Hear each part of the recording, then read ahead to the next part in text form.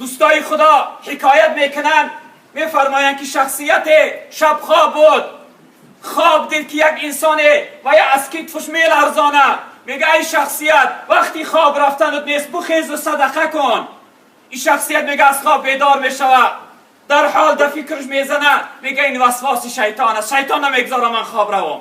دوباره خچه مجبور میکنه، خچه به خواب میاندازه، با دوباره این خواب میبینه یک شخصیت میلرزانه، میگه وقتی خوابت نیست بخی و صدقه کن. دوباره هم به گردن نمیگیره. نوبت سیوم میگه چقدر سختتر میلرزانه، میگه وقتی خوابت نیست بخی صدقه کن. این شخصیت بیدار میشوه، میگه در این خوابی من چی سیره هست.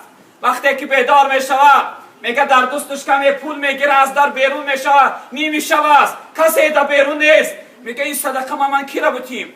میبینه که چراغی مسجد گریان است. میگه هر چیزی هر جایی کرده باشه در مسجد شخصیتی هست. وقتی مسجد میره داره میکشایه، میبینه در گوشه مسجد شخصیت گردن کج دست برداشته از پروردگار زاره داره دعا میکنه، دعا کرده ساده است.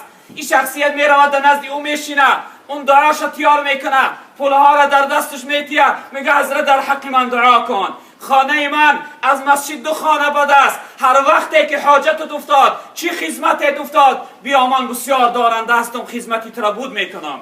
شخصیتی دعا کننده یک جوابی خیلی دندان شکنی میگردانه، جواب میگردانه، میگه ای برادر من برای چی خانه ای تو برم، برای چی من نزدی تو بروم؟ گفت اگر من نزدی تو برم تو کاری من بود کنی 10 بار دیگر منتو میکنی، 10 بار دیگر سرزنش میکنی که من کاری تر بود کردم. اما من جایگاهی را میدانم، من درگاهی را میدانم که وقتی دستم میبردارم میلرزانم تو را خواب روی نمیمانم. وقتی دستم میبردارم دعا میکنم او تو را نمیگذاره که تا سحر براحت خواب باشی، تو را میخیزانه به نزدی من میاره. برای چی که من نزدی تو برم؟ ما